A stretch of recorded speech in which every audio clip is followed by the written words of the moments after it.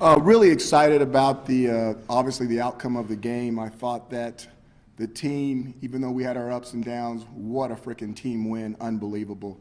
Now we get an opportunity to come back home for homecoming versus Boston College and Jeff Hafley, a team we have a lot of history with, and we're looking forward to having the old timers come back, so to speak. I'm looking at the internet, and I see all the guys that are coming back. It's going to be a nice crowd, and we're looking forward to getting back to the Dome and playing another game at home.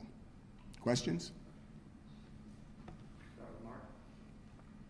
Coach, when you had lost so many close games in a row, and it looked like this was going to be another one, and then that happens, can you gauge what that does for a team and a season?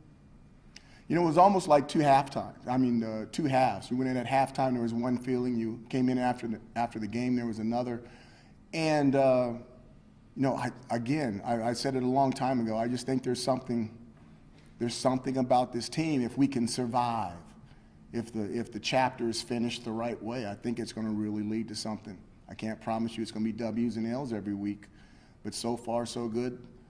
We've had our battles, but we're still together, and if we stay together, we're going to be strong. Stephen the Russian. Garrett's elusiveness in the pocket has done wonders for the offense, right? Everyone kind of looks good. How much of that did you know he could do before you decided to start him in week 4? And how much of this has you kind of been learning with everyone else those unique abilities or different abilities? You see, assistant coaches see things, coordinators see things, strength coaches see things in different aspects of guys working out. For me, they can tell me things, but I'm like, okay, well, I have to see it. Everyone told me Zaire Franklin was going to be my captain. I'll say, we'll see. 7 days later, he was basically the captain, So you have to see it with your own eyes. But it's very difficult to gauge those things when quarterbacks aren't live. That's the hard thing. You can say, oh, we're going to blow the whistle when anybody gets close to any quarterback. So every tackle is a 100% sure tackle, and nobody gets an opportunity to break away or make a move or anything like that. So that's where it's difficult to be able to judge what people can and can't do in games at that one position. But, he's shown some being elusive, and he's shown some toughness, and, he looks like he's kind of dynamic in that role. Coach, how have you seen Damian Alford kind of grow over the past few weeks, and how have you seen him take advantage of his size in particular? Damian is, I'm not making this up, I was literally thinking about him driving to work this morning. And he is the classic, you're going to love this one. Okay, here we go. He is the classic movie Bambi. Okay, he's the classic where you got little Bambi and mom's taking care of him, right, and showing him the ropes, and then mom tells Bambi to run, and mom doesn't make it, and Bambi gets to the forest, and then the big buck takes Bambi underneath his wings, and Bambi grows into a big buck.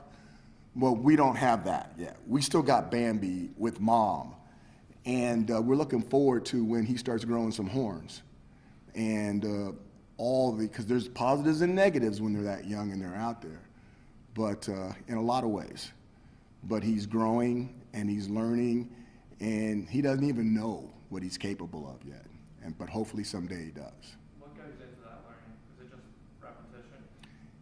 There's a lot of stuff to it. I mean, there's as many good plays out there. There's bad plays, but the good and the bad has to offset, and right now it is. You guys have played 5 consecutive down to the final whistle games. Is it any more difficult for a team to bounce back the next week when they've really poured it out the week before? And what does it say about this team that they've done it like 5 straight? The super seniors and this team, there's something about them. It's something about them. I really believe a lot of last year has a lot to do with it too. Just the things that were said, the things that were written, the things that were assumed, that just it doesn't sit well with them. It's different when you're older. I kind of knew what we were going to go through. I kind of knew what it was going to look like, and but I knew that if we could survive it, there'll be better days ahead.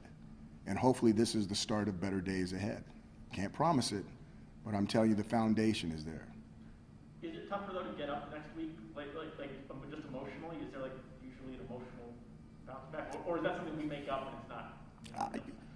Here's the thing about playing football. You've got 12 games. If you do really good, it's 13. You don't have a lot of time to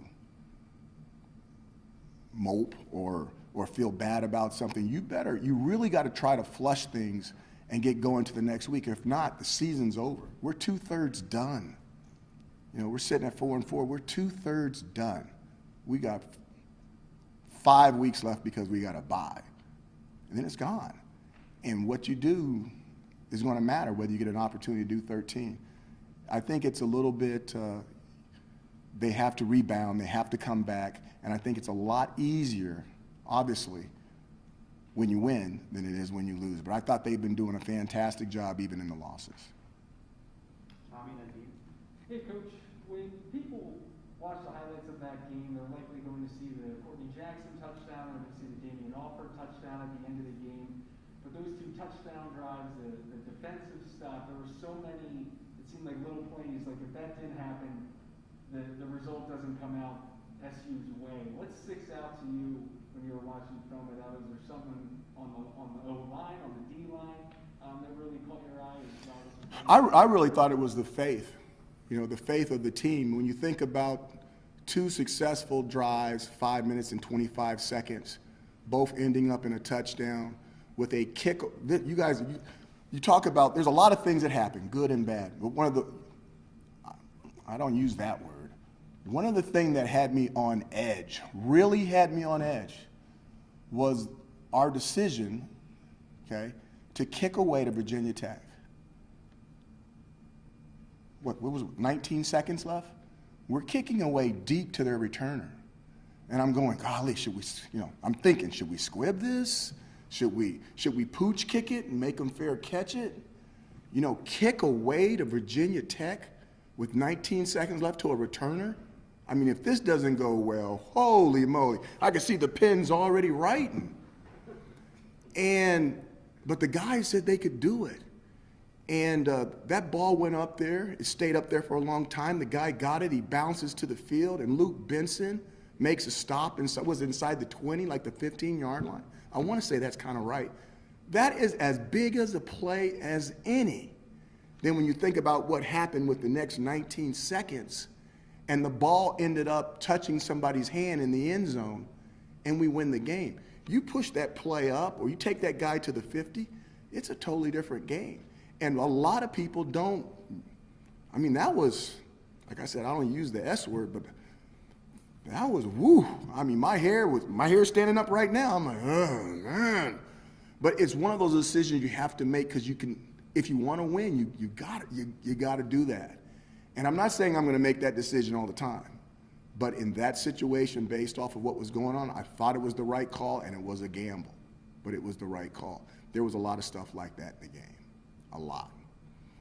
D and then Nate. Coach, what are the biggest improvements in Garrett's throwing game specifically you've noticed since he took over the starting role? Okay, I told you guys I thought he threw better. He throws better in practice than what you guys saw him throw early in the game. I think he's okay. There's things he's got to work on. He doesn't look like Robin Hood, with the bow in an arch, an arrow in his bow and stuff like that. But he'll get better. He does some things. I think he throws one of those balls where guys have a lot of chances to catch it too. He throws a very catchable ball where if it's not exactly right, guys can make it an adjustment to make him look a little bit better, even though we've had some drops out there. So I think that's one of the bigger things. What have you noticed about his late game kind of leadership in back-to-back weeks now? He likes to win. He likes to keep it on his shoulders or other guys' shoulders, and he gives guys opportunities. He's aggressive in nature. So, the O-line this year, at times you've had to reach into your depth, and to our eyes, the production has not seemed to drop off to the extent that maybe it had in the past couple of seasons. Have you done anything differently, or did you learn anything over the past 2 years about developing depth, building depth that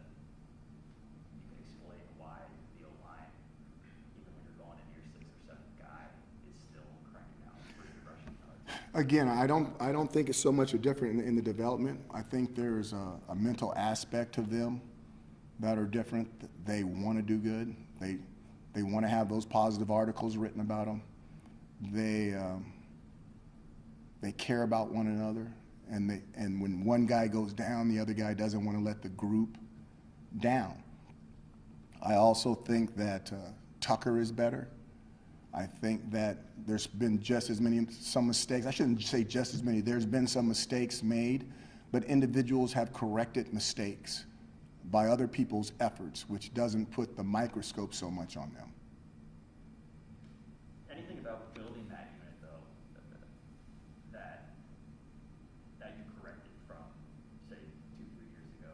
That you have a lot of young guys, but We have an extremely young football team. And when you have to turn over that unit like you had to do after 18, Mm-hmm. do you feel like you're in a position to better succeed? We're gonna, right now we're worrying about Boston College, and then we'll play the next game after that. But we lose one offensive lineman out of the 2 deep. Mark and then Steven. Dino, I don't want to be that guy, but if that You do. I really don't. But if that play doesn't happen at the end of the game, we're probably talking about special teams most of the day. So, Mhm. so what are you doing to address that? Are you reconsidering naming a coach this season for the rest of the season? That doesn't work. That's technically doesn't work. That's something that has to be handled when it's all said and done. But the big thing is it's not so much, you guys, it's not really technical stuff. It's mistakes made by young people that I'm not going to call out in a situation like this that have been told. But my big thing with the coaches is, and you guys, I'm not slamming my coaches. This is what coaches do. To me, this is how I look at a football game. A football game is an exam. It's a physical exam. And you have your instructor and you have a TA, okay? And the assistant coaches are TAs, which means they can't give you the answer, but they sure in the hell can remind you of things before the physical play happens. Don't forget to remind them of this. Don't forget, hey, if you get this problem, you want to answer it, because you can't physically go out there and do it for them. I want my coaches to do a better job with reminders, and then I want those guys to go out there and do a better job of execution. It's not rocket science out there. I can tell you exactly why the kick got blocked. We all know on our football team, every player knows why the kick got blocked. Okay, and everybody knows who was wrong, and he knows what he did wrong. Okay, and he had done it right numerous times, but on that play he did it wrong, and they took advantage of it. Okay, we had a situation where a guy got the ball and could have fell down with the ball, but he picked up and run with the ball, and the ball got ripped out. Okay, and now you had another situation where they picked it up and we couldn't cover the guy and they got 2 points. It's part of the process of growing up. When the older guys do it, you can give them a look like you're the oldest son, you know what you're supposed to do when we're not at home, and you know, you and I are going to have a talk about this. When there's the youngest son and they really hardly know their name, you got to treat it a little bit different. So, are we happy with it? No. Am I happy with it? No. But I'm willing to keep working at it because I know it's going to get better, and I know those guys are giving maximum effort. How concerned are you with Andre? I'm not going to talk about individuals like that. You know I don't do that stuff, Mark. I'm not going to do stuff like that. Steven, and then Mayor Hunt. You guys are fairly banged up for 8 weeks, but I think you kind of expect that with a slate like this. Even with the bye being so late? Yeah. Yeah. Boston College, despite having their bye, certainly banged up too. How close are the key guys to coming back? You got 3 offensive linemen. Elmore finished the game. Garrett Williams. Who could be back for DC? Okay, watch. You already know. I haven't seen them yet. They were all at the team meeting.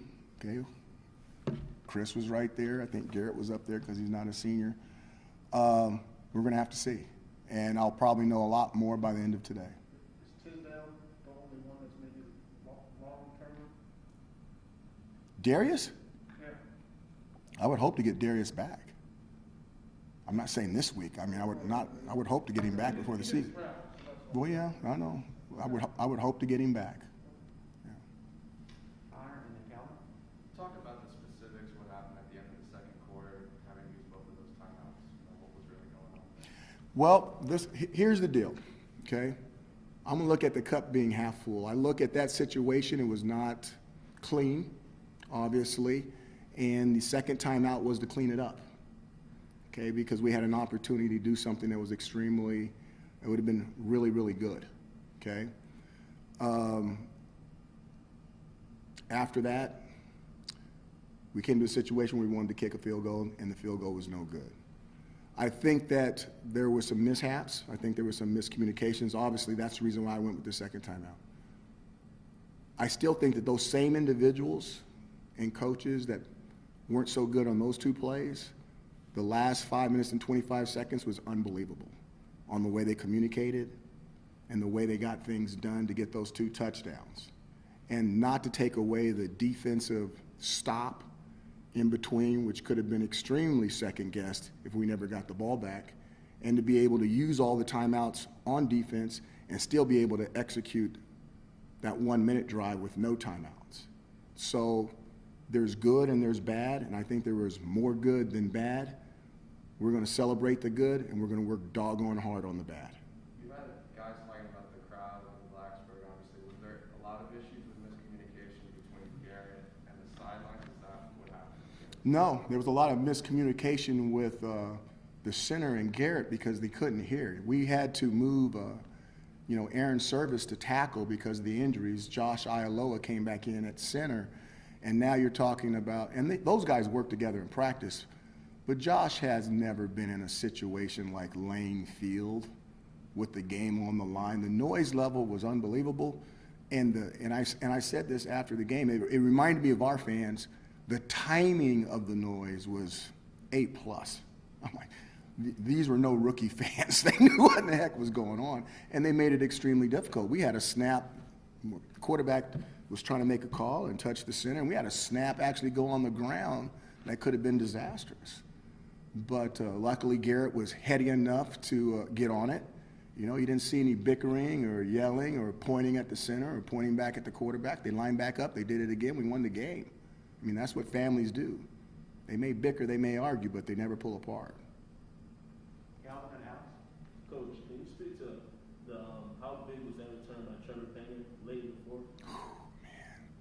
You guys, you talk about the young guys, this team is really, really young. And Trevor did that stuff in high school, and he was one of those guys where we're like, he's small, but he keeps doing stuff. When you watch him on tape, we say the same thing. He's small, but he just keeps doing stuff against bigger guys. And you can just see his growth. You can see him, he's starting to show some stuff. I mean, and he almost seems like a Sean Riley, Irv Phillips combined together with maybe a little bit more foot speed than both of them. And, man, he's really, really grown. And I can't wait to see what he ends up because, he's really doing some stuff. You picked a good one. That return was big, and we made some blocks for him, but you can see that he's growing and growing as a returner in both aspects of the game and a receiver with the play that he made against Clemson. Alex. Dino, I know you knew that Sean Tucker was a player. You recruited him, obviously. But did you ever realize it or know that he would be this good and become, as of right now, the best running back in college football? I don't, all that stuff, I think Sean's really good. You media, you guys get to decide who's the best and stuff. We're just glad that we have him and we think he's good. We thought he was a good player, but you never know. He didn't have all the stars. It'd be interesting to see what we ranked him and how we wrote about him coming in compared to everybody else.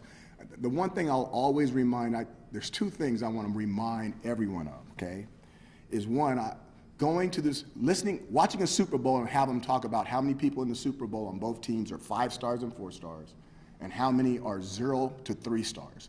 And there's always more 0 to 3 stars than there are 4 and 5 stars. And then the second thing is how many good players aren't recruited at all. Jimmy Garoppolo had 0 stars. And I went to the bathroom up here last night, and he was on TV playing. and he makes more than all of us combined in the room. Would you guys agree? Yeah, I would. So it's one of those deals where it's just really hard to tell. It's really hard to tell. You think they're going to be good, but then you got to get them to college, and you got to see. Sometimes as they're growing up, they go down the wrong path. And sometimes while they're growing up, they may not have been on a certain path, and they get on this path, and then it elevates them to another level that you would have never experienced or never thought they could get to. But we really thought he was good, and we're happy that he's still developing. Talk about recruiting. What's it like going head-to-head with Boston College here for prospects in the Northeast? It's same thing with Rutgers and Penn State and everybody. We're all going after the same players. And with the way recruiting is nowadays, the thing that a lot of people don't realize is that, the first time we played Clemson, I think when we beat Clemson and they were really, really ranked really high, they had D linemen from the Northeast really good players from the Northeast on their team. And with the ACC, when we came into the ACC, there's teams that are up, down, south that we're also competing against our best players from the Northeast. And then you throw in, Michigan and Ohio State and everybody that goes to New Jersey and all the, the Eastern Seaboard. And it's very, very competitive. So we compete with those guys, but we compete with a lot of other people as well. And the game is a rival game. We get it. And it's recruiting battles as well. But right now, it's just a way for us to get one more win in the ACC and win a game at home. Last three ringers, Tommy and then Chris. Dino, you had 3 weeks of practice with those 3-point losses. Coming out after this one, does that light a new fire? Are you seeing something different this week, getting a win like that with confidence? I think it lightens the load mentally a little bit, but I think the work ethic needs to be exactly the same. I thought we put in good work, the 3 weeks before that. And if you look at the performance on the field, we can say this and that and plus this or minus that, it could be different. But I didn't think that it was a loser's effort out there on the field. I think everybody was trying very hard to win and doing everything in their power. There's frustration about not winning, but I thought the effort was true. But when you say there's maybe a different energy or guys joking a little bit more? I would say that maybe they're putting on their happy face a little bit, but we haven't practiced them yet this week. Last two, Chris and then Steven to finish us. Where have you seen the most growth from your wide receivers? Is it getting off press? Is it sort of knowing where to go, scramble drill, or where do you think they've grown the most? I really want to I'm going to give you something here. I don't think it's any of those things. I think they realize there's a vacuum, and they realize there's opportunities to fill it. And everybody is working extremely hard from their standpoint and from a group standpoint to fill it. And I think so far, so good, they've been able to do that. Last question, Steven. The defense got the stop that you needed against Virginia Tech. I got to think over the course of the game, there's some stuff that they'll want to try and clean up. Where do you see there that can kind of be improved on? Well, Coach White does a fantastic job. The defensive staff does a fantastic job. They understand exactly what I expect, and I think they expect the exact same things as well. They will go in, they will look at the tape, they will make the necessary adjustments. We had conversations last night. There's certain things we need to anticipate, even though maybe people don't do those things, based off of our knowledge of our defense and offenses. So they'll do a good job. I have complete faith in them, and can't wait to see what kind of performance we're going to put on the field this week.